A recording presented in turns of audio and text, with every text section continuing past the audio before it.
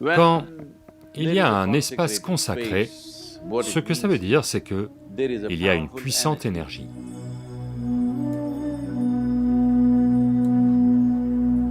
Vous ne voulez pas être assis avec les jambes ouvertes comme ça pourrait vous porter préjudice de bien des façons.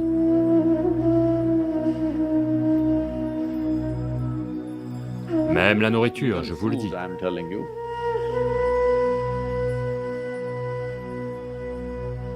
Si vous mangez en étant debout, cela a beaucoup d'aspects négatifs.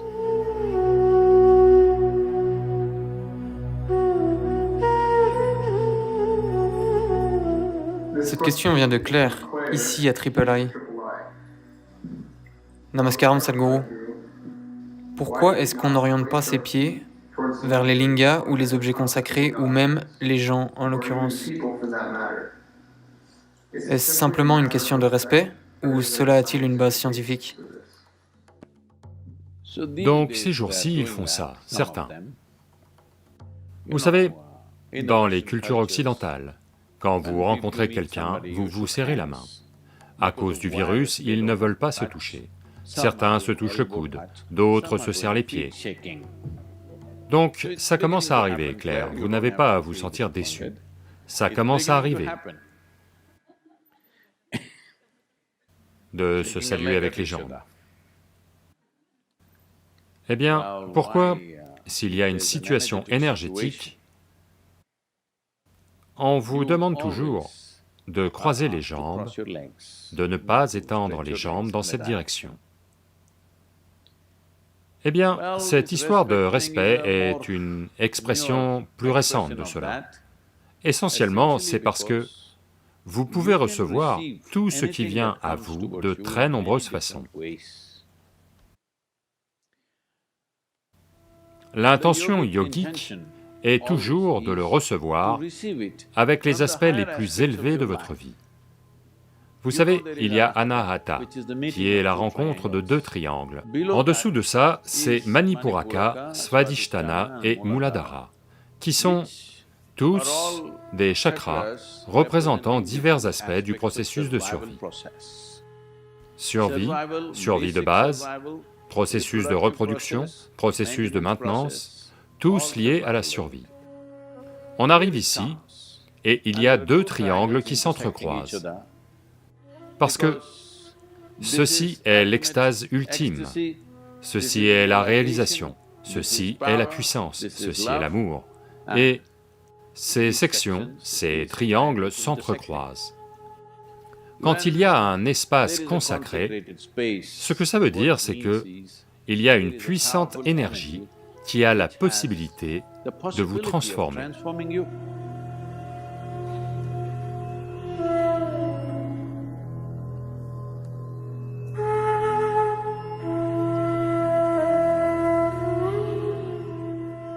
Cette énergie, vous devez la recevoir, toujours à partir de votre possibilité la plus élevée. Vous pouvez recevoir à partir de votre sahasrara, ce serait trop fantastique. C'est la raison pour laquelle, dès qu'un Indien entre dans un temple, la première chose c'est que ils veulent exposer cela, ils le mouillent. Dans un vrai temple, on leur dit, même dans le temple Dhyanalinga, les gens vont se mouiller, la tête mouillée, parce qu'ils espèrent que cette énergie va entrer ici. Ça ne marche pas, donc ils espèrent ici. Ça ne marche pas, alors ils vont prendre en espérant que cela va fonctionner. Rien n'a marché, alors ils vont dire ici. Mais ils ne veulent pas aller ici, parce que ça, ce sont des processus de survie. On ne veut pas les augmenter eux, on veut augmenter d'autres dimensions de la vie, qui vont améliorer notre vie, parce que si vous survivez mieux, si vous survivez, c'est bien. Il est très essentiel que l'on survive. Mais survivre mieux que quelqu'un n'est pas un objectif de vie. C'est une perte de temps. Parce que, quoi que vous fassiez, vous n'allez pas survivre éternellement. Allô? Quoi que vous puissiez faire, même sans la pandémie, vous n'allez pas survivre éternellement. Donc, il n'y a pas besoin de trop investir en direction de la survie. Donc, de ce fait, la culture tout entière, comprenant cette dimension, ils ont créé les sociétés d'une certaine manière.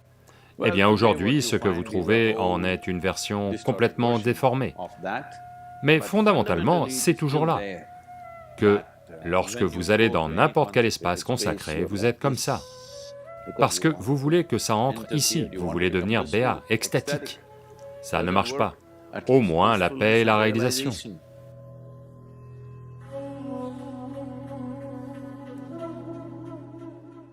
Équilibré et libre de toutes sortes de poisons qui sont là dans le monde, qui ne devraient pas entrer en vous.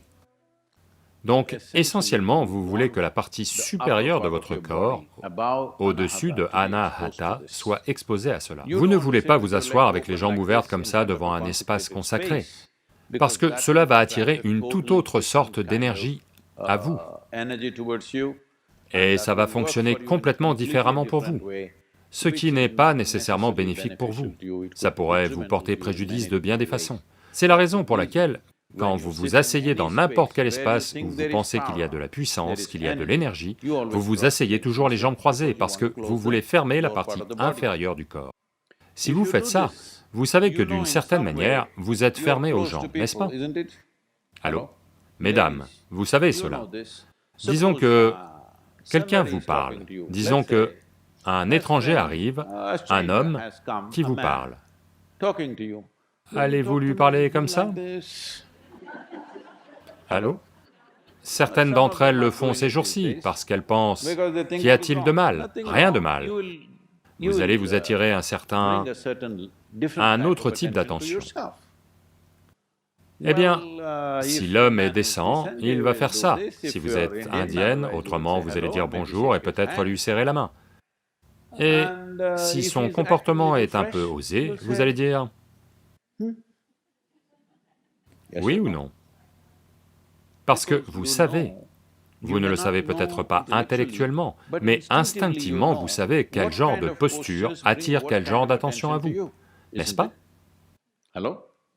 Quelle que soit la culture dans laquelle vous avez grandi, instinctivement, vous le savez toujours parce que ça a lieu dans le corps.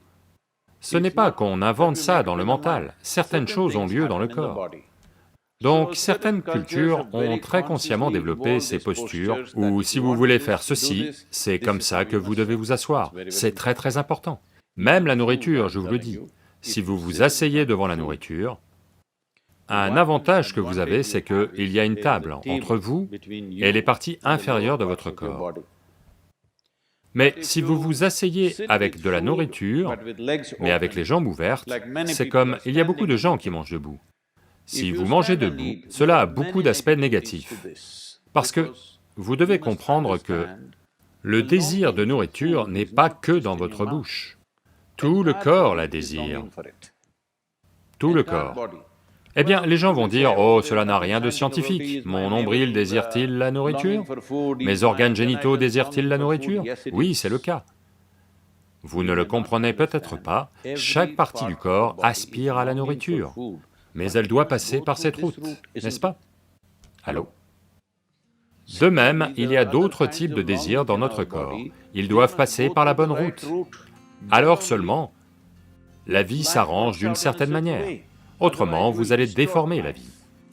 Donc gardez vos jambes croisées, chaque fois que vous voyez une forme puissante est une chose très importante, et aussi la nourriture. La nourriture est une chose très puissante. Allô? Si vous n'avez pas mangé depuis 3 jours, vous comprenez que c'est une chose très puissante, n'est-ce pas? Allô? C'est une chose très puissante. Et vous verrez, si vous n'avez pas mangé pendant 3 à 5 jours, chaque cellule du corps va aspirer à de la nourriture. Maintenant, si vous mettez de la nourriture ici, ce n'est pas qu'ici, la bouche salive, tout démarre. Donc il est important que vos jambes soient croisées quand de la nourriture arrive devant vous. Mais vous avez trouvé un autre moyen en vous protégeant avec une table. Très bien, si ça fonctionne pour vous. Mais si vous mangez, vous avez très faim et que le corps tout entier est exposé à la nourriture, ce n'est pas bon pour vous. Cela va pour la nourriture parce qu'on considère la nourriture comme un instrument très puissant. Les objets consacrés et les êtres humains qui sont d'un certain pouvoir en eux-mêmes. Vous ne vous asseyez jamais les jambes ouvertes comme ça devant eux parce que ça va faire entrer un mauvais genre d'énergie dans votre système. Je vous le demande, est-ce bien de chier? Allô, je vous pose une question. Oui. Mais ça doit sortir d'une certaine partie de votre corps. Si ça sort d'ailleurs, ça va devenir terrible, n'est-ce pas? Allô? De même, la nourriture devrait entrer d'une certaine manière. La nourriture qui entre n'est pas que de la nourriture physique. La nourriture entre en vous de tant de façons, parce que le corps tout entier en est capable. Je dois vous raconter mon expérience. Une fois, vous savez, on avait remporté un grand succès dans une entreprise à l'époque où je faisais ça. Donc, j'ai toujours été exposé à la nature autant que possible. J'ai fait du trekking, de la moto, tout ça, mais mon partenaire est un gentil garçon des villes. Donc, on décide d'aller à un endroit où il y a un réservoir, comme un barrage, et il y a un grand lac. Et il y a de petites collines, de taille raisonnable. On y va et on nageait tous. Après avoir nagé, j'étais encore en maillot de bain. Je me suis dit que j'allais gravir la colline.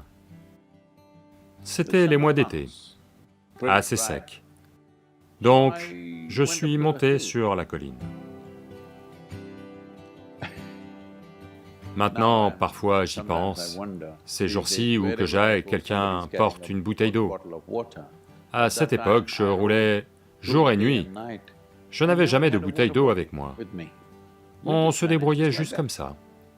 Donc je suis monté sur la colline en montant dans cette chaleur estivale, le corps à nu, je transpirais beaucoup, mais vous savez, faire demi-tour à mi-chemin me pose problème.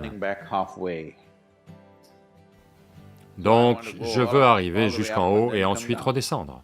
Je suis monté, et en commençant à descendre, j'ai commencé à sentir que j'étouffais avec ma langue qui gonflait. Je me déshydratais tellement que ma langue commençait à bloquer ma respiration. Et j'ai vraiment commencé à avoir du mal. J'avais cruellement besoin d'au moins quelques gouttes d'eau. J'ai essayé de lécher ma propre sueur, mais ça n'a pas aidé. Quand je me suis dit que j'allais, en quelque sorte, littéralement perdre conscience, que j'allais m'évanouir, je me suis assis là, les yeux fermés, pendant un certain temps. Et puis j'ai réalisé que tout mon corps, vous savez, tous les poils de mes mains et de mes jambes vont tous dans cette direction, pas comme la chair de poule. Avec la chair de poule, eux vont se dresser vers là, eux vont se dresser vers là. J'ai juste vu que tous les poils pointaient vers là. Et j'ai simplement su qu'il y a de l'eau quelque part ici. Et je suis parti à sa recherche. Je suis allé dans une petite, sous un affleurement rocheux, comme une petite grotte. Une grotte pas pour un être humain. Peut-être que les lapins et les rats, ce genre d'animaux pouvaient y habiter. Ce genre de grotte, à peu près comme ça. Il y avait une petite mare d'eau. Peut-être que c'était de l'urine de lapin ou de l'eau de pluie, je ne sais pas ce que c'était, ça n'avait pas d'importance. J'y ai juste plongé mon visage et j'ai tout bu, y compris la boue et tout. Je me suis assis là un moment, j'ai récupéré et suis redescendu.